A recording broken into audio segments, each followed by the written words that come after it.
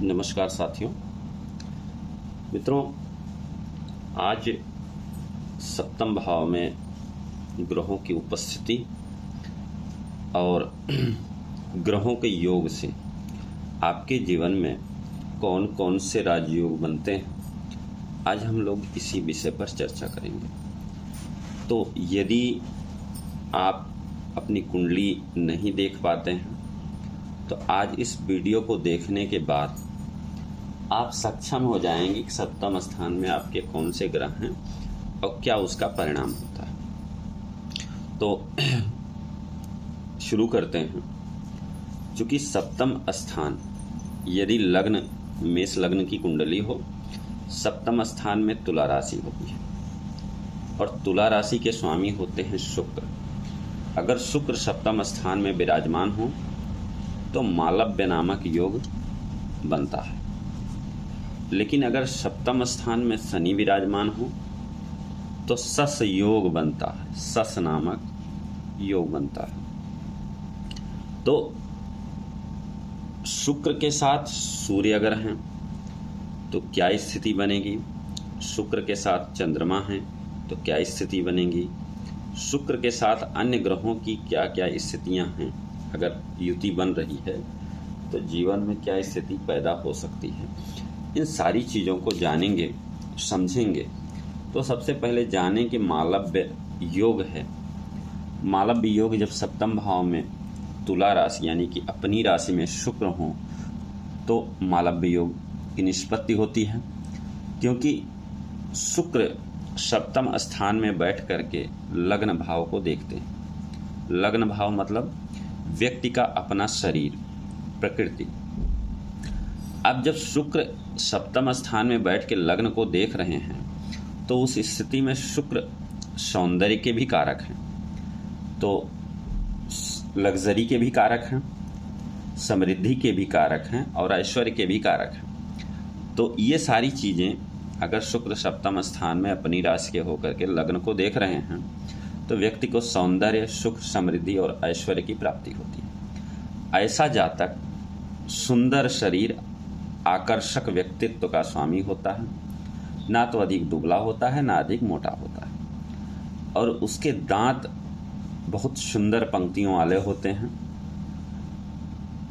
आंखें अच्छी होती हैं, आकर्षक होती हैं। चेहरे पर तेज अथवा क्रोध के बजाय सौंदर्य और सौम्यता बनी रहती है। बुद्धि का ये व्यक्ति तीक्ष्ण होता है लेकिन विलासी होता है, विलास प्रिय होता है, सौंदर्य एवं कला प्रेमी होता है।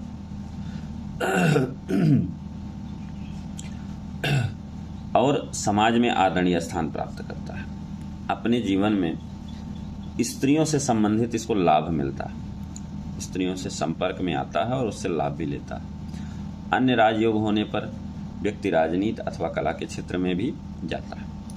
अब शुक्र और सूर्य की जो युति है सप्तम स्थान में, मान लीजिए यहाँ शुक्र ऑलरेडी है ही हैं और सूर्य भी उनके साथ बैठ जाए तो सूर्य पंचमेश है।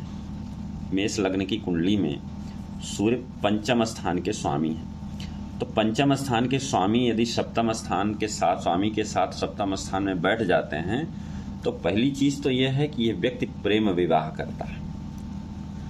चूंकि सूर्य अपनी नीच राशि में बैठते हैं, तुला राशि जो है सूर्य की नीच राशि होती है, और जातक उच्च कोटि का कलाकार होता है, प्रेम विवाह करता है, किंतु विवाह में असंतोष होता है। विवाह के बाद भी उनके प्रेम प्रसंग बने रहते हैं, जो कि जातक के दाम्पत्य जीवन को तनावपूर्ण बना देते हैं। उनकी संतानें भी होती हैं लेकिन संतान का सुख सर्वोच्च रूप से नहीं मिल पाता है। सार्वजनिक जीवन में अगर देखें तो ऐसा व्यक्ति उच्च कोटि का साहित्यकार, कलाकार अथवा उद्योगपति होकर अपने जीवन में विख्यात होता है। तो अगर ये सारी चीज़ें हैं तो व्यक्ति अच्छे घर और अच्छे वाहनों का सुख भी भोगता है। लेकिन यदि अगर शुक्र के साथ चंद्रमा की युति हो सप्तम स्थान में चूँकि चंद्रमा 4th हाउस का मालिक है, चतुर्थ भाव के स्वामी हैं, तो चंद्रमा मन का भी कारक है। और अगर शुक्र और चंद्रमा की युति होती है सप्तम स्थान में, तो यह व्यक्ति स्त्रैण स्वभाव का होता है, कवि होता है, सौंदर्य प्रेमी कलाकार और अभिनेता भी हो सकता है, उच्च कोटि का अभिनेता होता है, गीतकार, संगीतकार, चित्रकार भी होता है। प्रत्येक स्थिति में जातक जनमानस के दिल को छू लेने वाली कला से पारंगत होता है और उसकी कला की पहचान इतनी होती है कि उसके मरने के बाद भी लोग उसे उसकी कला के लिए जानते हैं। उनको जनता का अभूतपूर्व समर्थन प्राप्त होता है। क्योंकि चंद्र चतुर्थ भाव का स्वामी है, तो चौथा घर क्या होता है? भूमि भवन वाहन का होता है, माता का होता है। तो ऐसे लोगों को श्रेष्ठ आवास एवं वाहन की प्राप्ति होती है, माता का भी सुख प्राप्त होता है। भौतिक सुख, समृद्धि एवं ऐश्वर्यमय जीवन बचपन से ही उसे प्राप्त होता है, लेकिन राजनीति और प्रशासनिक क्षेत्र में उसे सफलता नहीं मिलती। अब अगर बात करें स्मिता पाटिल की कुंडली की, तो स्मिता पाटिल की कुंडली में सप्तम स्थान में तुला राशि में शनि, सूर्य, चंद्र और शुक्र। तो इनकी अभिनय के बारे में तो सभी परिचित हैं, लेकिन अगर देखा जाए तो नैसर्गिक रूप से क्रूर ग्रह सूर्य और शनि ये दोनों साथ में विराजमान हैं, तो कहीं न कहीं इनको प्रेम विवाह तो हुआ, लेकिन दाम्पत्य जीवन बहुत अच्छा नहीं रहा। अब हम मंगल की बात करें, शुक्र के साथ मंगल। शुक्र जहां विलासिता है वहीं मंगल ऊर्जा है। यदि सप्तम भाव में स्वग्रही शुक्र के साथ मंगल क्या है? लग्नेश हैं और अष्टमेश हैं। मंगल लग्नेश हैं और अष्टमेश हैं, तो श्रेष्ठ मंगल आत्मबल देता है, मंगल ऊर्जा देता है, मंगल साहस देता है। तो ऐसा जातक आत्मबल से संपन्न होता है, कठिन परिस्थितियों से जूझने वाला और कठोर परिश्रमी होता है। वो प्रशासनिक पद की प्राप्ति भी करता है, उच्च प्रशासनिक पद की प्राप्ति करता है। अपने जीवन में सभी तरह के सुख की प्राप्ति करता है, पद, प्रतिष्ठा, नौकर, चाकर, वाहन, घर, सब का। लेकिन कई बार इस योग के कारण उसमें चरित्र हनन का भी संदिग्ध बना रहता है, क्योंकि मंगल जो है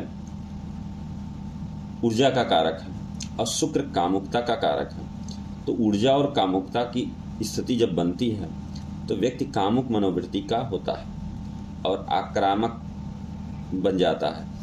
ऐसी स्थिति में वो हिंसक हो जाता है, विपरीत लिंग के प्रति उसका जो है अधिक झुकाव होता है, विपरीत लिंग के साथ वो अपमानित भी हो सकता है। लेकिन जीवन साथी इनका अत्यंत सुंदर और मनोनुकूल होता है। अब सप्तम स्थान में शुक्र के साथ बुध की अगर बात करें, तो यदि सप्तम स्थान में स्वग्रही शुक्र के साथ तृतीयेश, तीसरे भाव के स्वामी और छठवें भाव के स्वामी बुध की युति हो, तो मालव्य योग के फलों को कम आयु में ही प्रत्यक्ष भोगने लगता है। मतलब कम आयु से ही जो है मालव्य। लेकिन कभी कभी ऐसा होता है, क्योंकि छठवां घर बीमारी का भी होता है, तो बुध से संबंधित बीमारियां भी उसको हो जाती, चर्म रोग आदि, एलर्जी से संबंधित, और यदा कदा शत्रुओं से भी पीड़ित होता, क्योंकि छठवां घर वो रोग रिपुऋण का भी होता। तो ये सारी चीज़ें उसके साथ बनी रहती हैं। बुध और शुक्र की युति जातक को उच्चतम बौद्धिक क्षमता प्रदान करती है। वह वाक्पट होता है, किंतु बात बात में क्रोध आ जाता है, क्रोधित हो जाता है अथवा उत्तेजित हो जाता है। वह श्रेष्ठ कवि और साहित्यकार के रूप में अपने को समाज में स्थापित करते हुए उत्तम घर, वाहन और भौतिक सुख संसाधनों को भोगता है। मालव्य योग संबंधी प्रत्येक सुफल उसे त्रुटिपूर्ण ढंग से प्राप्त होते हैं। मतलब मालव्य योग का संपूर्ण लाभ उसे नहीं मिल पाता। अब यदि बात करें तो शुक्र के साथ बृहस्पति की अगर युति हो सप्तम स्थान में, तो बृहस्पति क्या है? बृहस्पति इस योग को बहुत महत्वपूर्ण बना देता है, शानदार ढंग से फलित होता है। ऐसा जातक मन वचन कर्म से एक रूप होते हुए अपने सुखद दाम्पत्य को भोगता है, क्योंकि बृहस्पति जो है एक आध्यात्मिक ग्रह है, उसका चित्त धार्मिक होता है और आध्यात्मिक गतिविधियों में वो संलग्न रहता है। इसी कारण वो बार बार तीर्थाटन करता है और विदेश यात्राएं भी करता है। वह व्यक्ति बुद्धिमान होता है, ज्ञानवान होता है और समाज में अपनी बुद्धि और ज्ञान के कारण समाज में आदर प्राप्त करता है। राजनीति हो या उच्च प्रशासनिक पद, इसमें जाने पर वो समाज के हित के लिए कुछ ऐसे कार्य करता है जिससे उसकी यश और कीर्ति उसके मरने के बाद भी बनी रहती है। दाम्पत्य जीवन एवं दैनिक क्रियाकलाप दोनों में मधुरता और पवित्रता देखी जाती। ऐसे लोग अपनी पति या पत्नी के लिए बहुत ही लॉयल होते हैं, जिसके कारण वो प्रेरणास्पद व्यक्तित्व के रूप में पहचाने जाते हैं। अब अगर हम देखें कि सप्तम स्थान में शनि है शुक्र के साथ, तो यदि सप्तम स्थान में तुला राशि में शनि आ जाते हैं तो सस नामक महापुरुष योग बन जाता है। तो सस नामक महापुरुष योग बन जाता है तो एक के साथ दो दो योग, एक मालव्य योग, एक सस नामक महापुरुष योग। तो एक और व्यक्ति भोग विलास सौंदर्य और ऐश्वर्य का प्रतीक शुक्र स्वग्रही है, वहीं त्याग तृष्णा वैराग्य और भटकाव का कारक शनि भी अपनी उच्च स्थिति में है। तो दोनों ग्रहों का शुभ प्रभाव जब जातक को मिलेगा तो वह होगा क्या, लौकिक स्थिति से व्यक्ति ऊपर उठ जाता है, अतीन्द्रिय ज्ञान प्राप्त होने लगता है। व्यक्ति को तर्क दर्शन योग ज्योतिष तंत्र मंत्र अष्ट सिद्धि और नवनिधि का स्वामी हो जाता है। वह जिस क्षेत्र में भी प्रवेश करता है विलक्षण प्रतिभा का परिचय देता है। ऐसे व्यक्ति उच्च कोटि के प्रवचन करता, गूढ़ साहित्य के रचयिता, ज्योतिष और दैवीय शक्ति से संपन्न होते हैं। ऐसे लोगों को शनि की महादशा में शुक्र के फल और शुक्र की महादशा में शनि के फल की प्राप्ति होती है। ऐसे लोग जीवन में चुंबकीय आभा से युक्त होते हैं और ऐसे लोगों का जो भाग्योदय होता है कभी कभी 32 से 36 वर्ष के बाद होता है। उससे पहले वो जीवन में संघर्ष करते रहते हैं, लेकिन 32 से 36 वर्ष के बाद जब होता है तो धीरे धीरे होता है और अस्थायित्व को प्राप्त करता है। अब बात करेंगे कि सप्तम स्थान में शुक्र और राहु की। एक तो तितलौकी, दूसरे चढ़ी नीम की डार। मतलब एक तो शुक्र सप्तम स्थान में वैसे है, अब राहु भी साथ में आ गया तो क्या होगा, क्योंकि सप्तम स्थान में शुक्र का होना व्यक्ति के चरित्र को संदिग्ध वैसे ही बनाता है, और अगर राहु भी आ जाए तो इस स्थिति में क्या हो सकता है, व्यक्ति को व्यभिचारी बना देता है। पुरुष की कुंडली यह होने पर विलास हेतु वह व्यक्ति नीच स्त्रियों से भी संपर्क बना लेता है और पराई स्त्रियों में अधिक रुचि लेने के कारण उसका दाम्पत्य जीवन नरक तुल्य हो जाता है। वहीं अगर स्त्री की कुंडली में हो तो पति द्वारा त्याग दी जाती है। मान अपमान की चिंता बगैर वह दूसरों के साथ जुड़ने के लिए तैयार रहते हैं। ऐसे जाता।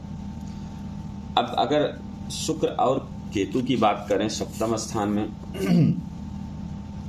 तो यह स्थिति सोने पे सुहागा जैसा होता है, क्योंकि केतु जो होता है वो बिल्कुल त्यागशील ग्रह होता है। उसका विवाह करोड़पति परिवार में भी अचानक हो सकता है। वह लाखों का स्वामी अचानक ही बन सकता है। उसके जीवन में श्रेष्ठ स्त्रियों के सुख और सहयोग प्राप्त होता है। वह कम आयु में ही श्रेष्ठ ख्याति की प्राप्त करता है। ऐसे जीवन में उच्च ऐश्वर्य को प्राप्त करते हैं, भौतिक सुख साधनों को प्राप्त करते हैं, भाग्यवान होते हैं। लेकिन कभी कभी ऐसा होता है कि ऐसे लोग सुख उपभोग के चलते नपुंसकता, कायरता और आत्मबल की कमी भी महसूस करते हैं। तो कुल मिला के जो सस महापुरुष योग है और मालव्य महापुरुष योग है, आज हम लोगों ने मालव्य योग को देखा है। अब सस योग में शनि के साथ शुक्र की बात तो हमने कर ली है, शनि के साथ अन्य ग्रहों की बात हम नेक्स्ट वीडियो में करेंगे। क्योंकि वीडियो बहुत लंबी हो जाती है तो भी लोगों को ऊबन महसूस होता है। यदि सप्तम स्थान में शुक्र के साथ अन्य ग्रहों की युति अगर आपकी कुंडली में है तो इस वीडियो को देख करके आप स्वयं अपने बारे में जान सकते हैं। तो आज के लिए इतना ही मित्रों, फिर मिलेंगे। और वीडियो अगर अच्छी लगी हो तो वीडियो को लाइक करें, चैनल को सब्सक्राइब अवश्य कर लें और बेल आइकन बटन जरूर दबा लें, क्योंकि ये छोटी छोटी बातें जीवन के लिए महत्वपूर्ण होती हैं और ये महत्वपूर्ण बातें आप तक पहुँचें निर्बाध रूप से। इसलिए आपका ये नैतिक कर्तव्य बनता है कि चैनल को सब्सक्राइब करें, बेल आइकन बटन जरूर दबा लें। ओम नमः शिवाय।